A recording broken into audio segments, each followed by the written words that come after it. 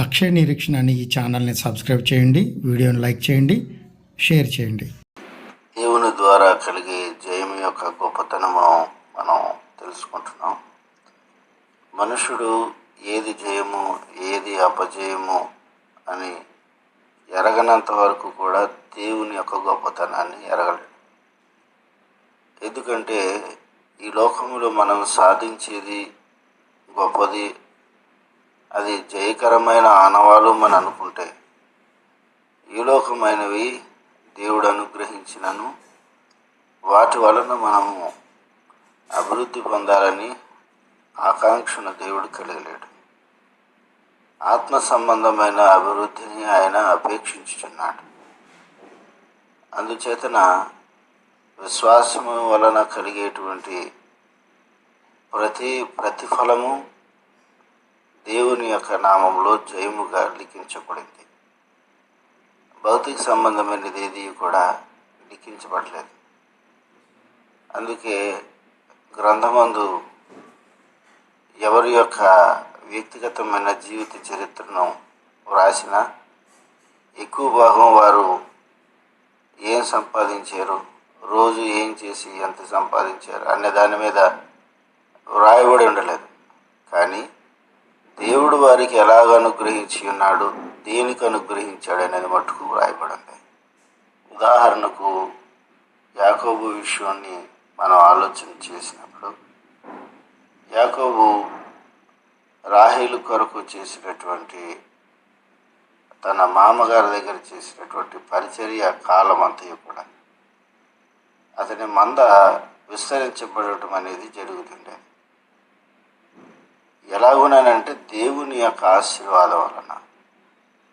ఎందుకనంటే అతడు ప్రత్యేకమైన సంతానముగా నిర్ణయించబడి ఉన్నాడు కాబట్టి తన తరములన్నిటికీ 12 మంది పిల్లలు అనుగ్రహించబడుతున్నారు.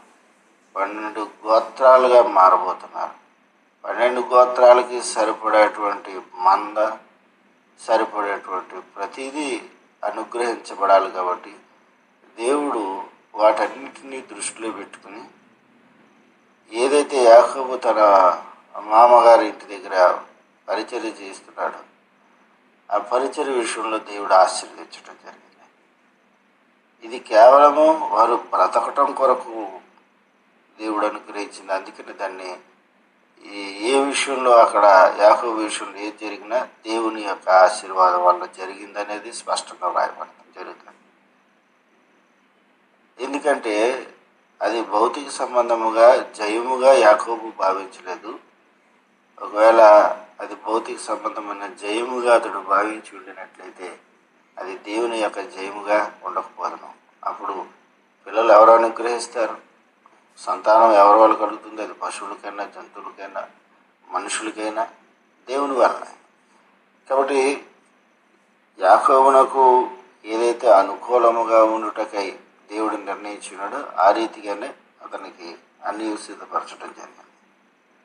అంటే మనిషి బ్రతకటానికి కావలసిన వాటన్నిటిని దేవుడు అనుగ్రహిస్తాడనేది అందులో స్పష్టంగా చెప్పడం జరిగింది. ఎంతవరకు అవసరమో అంతవరకు. అలా కాకుండా భౌతికంగా మనం అన్నిటినీ వృద్ధిపరుచుకుని ఇది దేవుడు ఆశీర్వదించాడనంటే కుదరదు. దేవుడు కొన్నిటిని తన యొక్క గ్రంథం అంతా బహిరంగంగా ఆయన ఆయా వ్యక్తుల ద్వారా ఖండించడం జరిగింది. అది అలంకార విషయంలో కానీ, ధనం విషయంలో కానీ, కూర్చుకునే విషయం కానీ, కదా, తినే విషయం కానీ అన్నిటికీ పరిమితి విధించడం జరిగింది. దేని కొరకనంటే శరీర సంబంధమైనటువంటి ఎదుగుదల దేవుడు ఆకాంక్షించట్లేదు కాబట్టి. అందుకని మనం ఏం పని చేసినా ఆత్మ సంబంధముగా ఎదుగుచున్నామా లేదా అనేది మనం చూసుకోవాల్సిన అవసరం ఉంది. అది కూడా అందరికీ కనబడాలని కాదు. ఒక ఆయన చిన్న సామెత చెప్పాడు, అంటే ఒక ఆలోచన అనుకోండి. మీరు ఇతరులకు సహాయం చేసేటప్పుడు ఇంటి దగ్గర ఫోన్ పెట్టేసి వెళ్ళండి అని ఈ మధ్యన ఒక ఆయన దీని గురించి స్లోగన్ తీసుకొచ్చి ఎక్కువగా హైలైట్ చేస్తున్నాను. అంటే దాని అర్థం ఏంటంటే మనుషుడు తను చేసేటువంటి పని అదొక గొప్పదిగా ప్రజల ముందు ప్రదర్శించబడటకై ప్రయత్నం చేయించినాడు. కాబట్టి ఇప్పుడు ఆ చేసే పని కూడా దేనికి చేస్తున్నాడో ప్రదర్శించడానికి చేస్తున్నాడు. అది దేవుని యొక్క ఆశీర్వాదముగా మలచబడతాం. ఎందుకొరకనంటే దేవుడు ఏం చేసినా రహస్యంగా చేయమని అన్నాడు. రహస్యంగా చూచు తండ్రి ప్రతిఫలం ఇవ్వాలన్నాడు. కానీ ఇవన్నీ హంగు ఆర్భాటం ఏమి లేకుండా మనం అయితే ఏమి చేయలేం. మీరైనా నేనైనా ఇప్పుడు ఉదాహరణకి ఏదో సంవత్సరానికి ఒకసారి ఏదైనా చేసినా అది కొంచెం ఆడంబరంగా చేయటానికి మనం ఇష్టపడతాం. కానీ దేవుని యొక్క ఉద్దేశంలో ఈ ఆడంబరం అనేది అంత అవసరం లేదు. ఆయన ఆత్మ సంబంధముగా నీ అభివృద్ధిని ఆకాంక్షించుచున్నాడు. కానీ ఇతరులకు కనపరచుటకై నిన్ను వృద్ధిపరచడానికి ఆయన ఆలోచన కలిగాడు. ఇదే విషయాన్ని సౌలు గ్రహించలేనటువంటి పరిస్థితిలో యోహాను గ్రహించి ఫిలిస్తీన్ల యొక్క సైన్యం మీదకి ఒక ప్రత్యేకమైనటువంటి రీతిలో యుద్ధమును ప్రారంభించడం జరిగింది. పాలెములో భయంకరమైనటువంటి ఆ యొక్క ఆందోళనలో విన్నట్టడం జరిగింది. ఫిలిస్తీన్లు చెదిరిపోతున్నారు, ఒకరికొకరు పొడుచుకుంటున్నారు, ఎక్కడెక్కడికో పారిపోతున్నారు. ఏం జరుగుతుందో తెలియనటువంటి పరిస్థితిలో వాళ్ళు ఉన్నారు. వీళ్ళందరూ కూడా ఏమనుకుంటున్నారంటే ఇది దేవుని యొక్క భయము. అంటే వాళ్ళకి తెలుస్తుంది ఏదో జరుగుతుంది, ఇది దైవికమైనటువంటి కార్యక్రమం ఏదో జరుగుతుందని. సౌలు గారు బయలుదేరిన తర్వాత ఈ ఆర్తనాదాలు ఇవన్నీ విన్న తర్వాత బయలుదేరి వెళ్ళేసరికి తను యుద్ధం చేయటానికి అప్పటికే సగం మంది చనిపోయారు, సగం మంది వాళ్ళు పొడుచుకుంటున్నారు, సగం మంది పారిపోతున్నారు. సో ఈ పారిపోయిన వాళ్ళందరినీ వీళ్ళు తరిమి ఫిలిస్తీన్లందరినీ కూడా మాట పెట్టడం జరిగింది. సో దీనిని బట్టి సౌలు గ్రహించాల్సినటువంటి విషయము ఏదైనా ఉందనంటే దేవుని యొక్క కృప ఉంటే ఆయన జయం అనుగ్రహిస్తాడని. ఆయన విశ్వసించగలిగితే చాలు, భారం ఆయన మీద ఉంచితే చాలు. మనమేమి చేయగలమని అంటే అన్నిటినీ చేయగలిగిన వాడు దేవుడు ఉండగా మనం చేయగలమా లేదనేది సమస్య కాదు, దేవుడు ఉండగా. అందుకనే సౌలు గారు ఎంతమంది మిస్ అయ్యారని కనుగొన్నాడు? ఇద్దరే మిస్ అయ్యాడు అనుకున్నాడు. ఏంటి ఇద్దరు వెళ్ళి ఫిలిస్తీన్ జయిస్తున్నారని అంటే ఇది నిజంగా చాలా గొప్ప విషయం అన్నమాట. అందుకని నేను ప్రారంభంలోనే చెప్పాను, ఓ ప్రక్కనేమో సౌలు దావీదు మీద ద్వేషమును కొనసాగిస్తుంటే మరో ప్రక్కన సౌలు యొక్క కుమారుడైన యోనాతాను దావీదుతో స్నేహం కోసం చేతులు చాచున్నాడు. అంటే ఏదైతే అపజయము అనేటువంటి పరిస్థితి ఏర్పడిందో దావీదునకు, అదే సమయంలో ఒక మంచి స్నేహితుడినిచ్చి దావీదు యొక్క జయమును దేవుడు కంటిన్యూ చేశాడు. అతను మరొక సహాయము లేని వాడై ఉండిపోకూడదని దేవుడు సహాయం చేశాడు. కనుక దేవుడు అలాగనే ఏర్పాటు చేస్తాడు. ఓ చోట పోగొట్టుకుంటే ఇంకో చోట ఇస్తూ ఉంటాడు. మనకు తెలియకుండానే జరుగుతూ ఉంటుంది. మీకు కూడా ఎన్నో అనుభవాలు అంటే ఎన్నో తగిలి ఉంటాయి. ఎవరో టక్కనో చోట కావాలని ఆపేసినట్టు ఆపేస్తుంటారు, సహాయం నిరాకరణ. దేవుడు మరొక ద్వారాన్ని తెస్తాడు. అది వాళ్ళకి అది సంతోషంగా అనిపిస్తూ ఉంటుంది చేసేవాళ్ళకి, అబ్బా భలే చేసాం. కానీ దేవుడు ఖచ్చితంగా మరొక చోట అవకాశాన్ని ఇస్తాడు. అందుచేత దేవుని యొక్క కొరకు కనిపెట్టుకుని ఉండే వారిలో మనం ఉండాలి. ఒకటి, దేవుని యందు అత్యధికమైనటువంటి విశ్వాసము కలిగి ఉండాలి. పౌలు రోమీయులకు రాసిన పత్రికలో చెప్పి ఉన్నాడు కదా, మొదటి అధ్యాయంలో విశ్వాసము నుండి అంతకంతకు విశ్వాసము కలుగునట్లు అని. అంటే ఈనాడు ఒక గుప్పిటంత విశ్వాసం అనుకుంటే అది డబల్ అవ్వాలి. ఆ విశ్వాసము ద్వారా విశ్వాసం అనేది రెట్టింపు అవ్వాల్సినటువంటి అవసరం ఉంది. నమ్మకం పెరగాల్సినటువంటి అవసరం ఉంది. అంటే ఇక ఏ విధమైనటువంటి భేషజాలు అనుమానాలు రేకెత్తకూడదు. దేవుడు జయం అనుగ్రహిస్తాడని అంటే ఎలాగ అనుగ్రహిస్తాడని కదా, అనుగ్రహిస్తాడంటే అనుగ్రహిస్తాడు అంతే. ఇలా ఊహించారా? ఎవరు ఊహించలేదు, రాజులు ఎవరు ఊహించలేదు. కానీ దేవుడు ఇశ్రాయేలు ప్రజలను కాపాడుటకు యుద్ధము చేసి ఏదైతే న్యాయబద్ధమైనదో ఆ రీతిగానే వారిని ఆశీర్వదించడం జరిగింది. ఒక ప్రక్కన యుద్ధమందు జయము పొందినటువంటి ఆనందముతో నిండి ఉండగా వారు ఫిలిస్తీన్లను తరిమి బడలకు నుండి అడవిలో విశ్రాంతి తీసుకుంటున్నటువంటి సమయమున వారికి తేనె కనబడింది. తేనె జారటం, నీటి కొనల్లో పడటం వారు చూస్తున్నారు. కానీ ఎవరు ధైర్యం చేసి ఆ తేనె తినలేకపోతున్నారు. ఎందుకొరకనంటే ఫిలిస్తీన్లను తరుమ విషయంలో ఇంకా కొంతమంది మిగిలిపోయారు కాబట్టి వారిని హతము చేసే వరకు కూడా ఎవరు ఏమీ తినకూడదని సౌలు ఆజ్ఞాపించడం జరిగింది. అంత మాత్రం కాదు, ఒకవేళ ఎవరైనాను తింటే వారు యెహోవా దృష్టికి పాపము జరిగించిన వారు కనుక వారు శాపగ్రస్తులై ఉంటారని చెప్పి అందరి చేత ప్రమాణం చేయించి ఉన్నాడు. అందుకని ఎవరు కూడా ఏమి తినలేదు. శపింపబడిన వారుగా ఉండటಕ್ಕೆ ఇష్టపడక వారు తమ నోటిని కాచుకోవడం జరిగింది. అయితే ఈ ప్రమాణము కూర్చున్నటువంటి సంగతులు యోనాతానుకు తెలియదు. కాబట్టి అతడు ఏం చేశాడంటే తన చేతిలో ఉన్నటువంటి కర్రను ఆ తేనె పొడుగు చాపి ఆ తేనెలో ముంచి ఆ కర్ర కొననున్నటువంటి తేనెను అతడు స్వీకరించడం జరిగింది. జనులు ఆ యోనాతాను చేసి దాన్ని చూసి చెప్పి ఉన్నారు ఏమని అంటే, మరి నీ తండ్రి ఇలాగున శపింపబడిన వారుగా ఉంటాడు, అందుచేత ఏమి తినకూడదని చెప్పాడు, మేము అందుకే తినలేదు అని అంటే, చూడండి నేను ఒక్కసారి నోట్లో పెట్టుకున్నందుకే ఈ తేనెను నేను స్వీకరించడం ద్వారా నా కన్నులు చాలా ప్రకాశవంతంగా ఉన్నాయి. ఫిలిస్తీన్లను మనం చిక్కించుకున్నటకు అధిక బలము కలిగి ఉన్నప్పుడు సులువుగా యుద్ధం ముగిసేది అని చెప్తున్నాడు. మనము బలహీనులుగా పడలికలోనికి చేరిపోవటానికి కారణం సరైనటువంటి ఆహారం తీసుకోలేదు.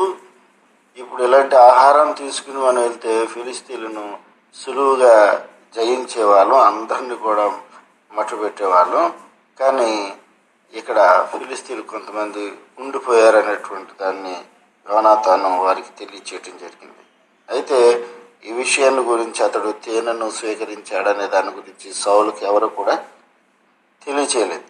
అయితే ఎప్పుడైతే ఫిలిస్తీన్లను పూర్తిగా తరివేశారు, వారిని లేకుండా చేసి ఉన్నారు, ఆ సమయంలో వారు ఇంకా బాగా ఆకలి పొంది బాగా నీరసం అయిపోయారు. కాబట్టి అక్కడికక్కడే వారు ఈ గొర్రెలను, ఎడ్లను, పేయులను వధించి రక్తంతోనే మాంసం తినేయటం జరిగింది.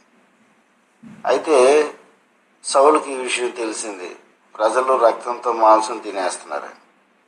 సౌలు ఏమన్నాడంటే, రక్తంతో మాంసం తిని దేవుని దృష్టికి మీరు పాపం చేశారు, మరి ఎందుకు అలా జరిగించారనే దాని గురించి ఆయన సీరియస్గానే ఉండి బలిపీఠం కట్టి, అతడు రాజు అయిన తర్వాత మొట్టమొదటి బలిపీఠం అన్నమాట కట్టి అక్కడ వధించినట్లుగా యాజకునికి ఆ బాధ్యతను అప్పగించి దేవుని దగ్గర ఒక విషయాన్ని ప్రస్తావన చేయమని కోరటం జరిగింది. ఫిలిస్తీన్లు వెనుక భాగం నుంచి మేము వెళ్తాము, దేవుడు మనలను సంరక్షిస్తాడా లేదా అని దేవుని యొద్ద విచారణ చేయమని యాజకునికి ఆ బాధ్యతను అప్పగించడం జరిగింది. కానీ సౌలు పెట్టినటువంటి విజ్ఞాపనను దేవుడు అంగీకరించలేదు. అందుచేత అతనికి ఏ విధమైనటువంటి ప్రత్యుత్తరం రాలేదు. అందుచేత సౌలు ఏం చేశాడంటే జనులో ఉన్నటువంటి పెద్దలను పిలిపించి, ఇది ఇశ్రాయేల్లో ఎవరో పాపం చేశారు కాబట్టి ఆ పాపము ఎవరు చేసి ఉన్నారో అతను వారిని కనిపెట్టమని అతని గురించి విచారించమని పెద్దలకు తెలియచేయటం జరిగింది. అని ఏమన్నాడంటే, నా కుమారుడైన యోనాతాను పాపము కలిగిన వాడుగా ఉన్నప్పటికీ కూడా ఖచ్చితంగా దేవుని యొక్క జీవముతోడు నేను ప్రమాణం చేసినట్టుగానే మరణం అవ్వాలి అని వారికి తెలియచేయడం జరిగింది. అందుచేత నిక్కచ్చిగా విచారించాలనేది పెద్దలకు సౌలు గారు ఇచ్చినటువంటి ఆజ్ఞ. కాబట్టి వాళ్ళకి ఏం చెప్పాడంటే, మీరు ప్రక్కన నా కుమారు తరపున ఉన్నటువంటి వారు, నా తరపున ఉన్నటువంటి వారు ప్రత్యేకంగా నిలబడమని కోరటం జరిగింది. అలాగనే వారు నిలబడిన తర్వాత దోషిని కనపరచమని దేవుడైనటువంటి యెహోవాకు ప్రార్థన చేయటం జరిగింది. ప్రార్థన చేస్తే రెండు విషయాలు బయటకు వచ్చినాయి. ఒకటి ఏంటంటే, సౌలు పేరు అలాగనే యోనాతాను పేరట చీటీ పడ్డది. సో జనులందరూ కూడా ఈ పాపం నుండి తప్పించుకున్నారు. మరి ఇప్పుడు ఎవరెవరికి చీటీ వేయాలని అంటే, సౌలుకి యోనాతానికి మధ్య ఉందన్నమాట. ఎవరు చేశారు? జనులు చేయలేదు, వీరిద్దరు ఎవరు చేశారన్నమాట. అప్పుడు ఆ చీటీ వేస్తే ఎవరి పేరు మీద వచ్చింది? యోనాతాను పేరు మీద వచ్చింది. కాబట్టి యోనాతాను గురించి సౌలు అంటున్నాడు, నువ్వు అవశ్యంగా మరణం అవ్వాలి, నేను ఒప్పుకోకపోతే దేవుడు నాకు గొప్ప అపాయం కలుగు చేస్తాడు అనేసరికి జనులందరూ కూడా సౌలుతో అనటం జరిగింది, ఇశ్రాయేలుకి ఇంత గొప్ప రక్షణ కలుగు చేశాడు, అతన్ని మరణం అవటం అనేది మేము అసలు ఒప్పుకోము, దేవుని సహాయం చేత ఈ దినాన్ని యోనాతాను ఈ జయము మనకు వచ్చేలాగా చేయటం జరిగింది. కనుక యెహోవా జయముతోడు అతని తల వెంట్రుకలో ఏది కూడా క్రింద రాలటానికి, యోనాతాను మరణము కాకుండా ఉండటానికి మా వంతు ప్రయత్నం చేస్తామని వెంటనే అక్కడి నుంచి యోనాతాను సంహరించకుండా రక్షించి ఉండినట్లుగా మనం చూస్తున్నాం. కాబట్టి ఇలాగ మనకు చూడండి, ఒక దాంట్లో ఒకటి ఒక ప్రక్కన జయం పొందారు, కానీ మరో ప్రక్కన ప్రాణం మీదకి వచ్చిన సమస్య. ఎందుకు ఇలా జరుగుతుందని అంటే, విశ్వాస సంబంధమైనటువంటి జయమా కాదా పరీక్షించబడుతుంది. ఇప్పుడు వారు విశ్వాసముతో యుద్ధము చేయించున్నారా లేదా భౌతిక సంబంధమైన దాని కొరకు ప్రాకులాడుతున్నారా? అందుకనే సౌలు కూడా తన యొక్క విధానాన్ని దేవుని ఎదుట తెలియపరిచి ఉన్నాడు. ఇదిగో నా కుమారుడు సహితము, నా కుమారుడున్నను ఈ పాపములో, అది నేను చెప్పిన దాన్ని బట్టి మరణం అవ్వాల్సిందే అని. కానీ జనులు ఎవరి వలన రక్షణ దేవుడు కలుగు చేసి ఉన్నాడో ఆ రక్షణను బట్టి కాపాడుకోవడం జరిగింది యోనాతాన్ని. దేవుడు అలాగనే సిద్ధపరుస్తాడు. ఒక ప్రక్కన ప్రాణం మీదకి వచ్చేటువంటి పరిస్థితి, మరో ప్రక్కన దేవుడు కాపాడే పరిస్థితి వస్తుంది. ఎలా కలుగు చేస్తాడన్నది మనకు తెలియదు, కానీ ఆయన కలుగు చేసేటువంటి విధానం చాలా ఆశ్చర్యంగా ఉంటుంది. నిజంగా చూడండి ఎంత ఆశ్చర్యంగా ఉంది. శాపగ్రస్తుడు అవుతాడని ఆయనే చెప్పాడు సౌలు గారు. దాని ప్రకారంగా మరణం అవ్వాల్సినటువంటి అవసరం ఉంది. కానీ యోనాతాను దేవుని యొక్క కృప చేత ఆ మరణమును తప్పించుకోవటం జరిగింది. అందుకని దేవుని యందు నమ్మకమును కనపరచగలిగి, దేవుని యొక్క వాక్యము ద్వారా కలిగేటువంటి విశ్వాసమును మనం సంపూర్ణముగా మన హృదయమందు, మన జీవితములందు కలిగి ఉండినట్లయితే ఖచ్చితంగా దేవుని యొక్క ఉద్దేశం మనకి చాలా స్పష్టంగా అర్థమవుతుంది. దేవుడు అనుగ్రహించు జయము యొక్క గొప్పతనం మనం ఆస్వాదించడానికి అవకాశం ఉంది. నిజంగా యోనాతాను అనుకుని ఉండడు, ఎందుకని ఇంతమంది వచ్చి నా ప్రాణాన్ని రక్షిస్తారా అని. తండ్రే చెప్తున్నాడు, యోనాతాను నువ్వు చేసింది పాపం కాబట్టి నువ్వు మరణమవుతావు, అంటే నేను చంపేయాల్సిందే. యెహోవా జీవముతోడు, దేవుడు ఒకవేళ నేను చేయకపోతే గొప్ప అపాయం కలుగు చేస్తాడు, కాబట్టి అది జరగటానికి వీల్లేదు. ఖచ్చితంగా నీకు వెట్టబడినటువంటి శిక్షకు పాత్రుడుగా ఉండాలని. కానీ ఆశ్చర్యకరమైన రీతిలో దేవుడు వారి మధ్య నుండి యోనాతాను ఆ యొక్క మరణము నుండి ఆయన తప్పించి ఉన్నాడు. ఇది గొప్ప జయం. ఇది ప్రాణం మీదకి ఇలాగొచ్చి చచ్చిపోతాడు అనుకున్నప్పుడు అతడు తప్పించబడ్డాం. ఇలాంటి ఎన్నో గ్రంథమందు వ్రాయబడ్డాయి. వారు జయించినట్టుగా దేవుడు జయమును అనుగ్రహించినట్టు, దేవుడు తన కృపను చూపి సంరక్షించినట్టు. కాబట్టి అటు రీతిగా మనము కూడా దేవుని ద్వారా జయము పొందుకునేవారుగా ఉండాలి తప్ప వ్యక్తిగతంగా చేసే వాటిని బట్టి జయం పొందాలనుకుంటే వ్యక్తిగతమైనటువంటి భౌతిక సంబంధమైన జయమే కలుగుతుంది. కానీ మనకు కావాల్సింది ఆత్మ సంబంధమైన జయం. అన్నిటి లోకములు ఉన్న వాటన్నిటి మీద మనము జయము కలిగిన వారు, అన్నిటిని మన అధీనం తెచ్చుకున్నాం. ఆత్మ సంబంధంగా జీవించటమే దేవుని యొక్క ఆలోచన. కాబట్టి అటు ఆలోచన మీ అందరికీ దేవుడు అనుగ్రహించాలని మనసారా కోరుకుంటూ, విన్నటువంటి మీ అందరికీ దేవుడు తన యొక్క ఆశీర్వాదాన్ని మెండుగా అనుగ్రహించాలని కోరుతున్నాను. మీకు ఏదైనా ప్రార్థన అవసరం ఉన్నా, వాక్య సందేహం ఉన్నా మాకు తెలియపరచండి. మా ఫోన్ నెంబర్ 9491291891. నెంబర్ మరొకసారి 9491 291 891.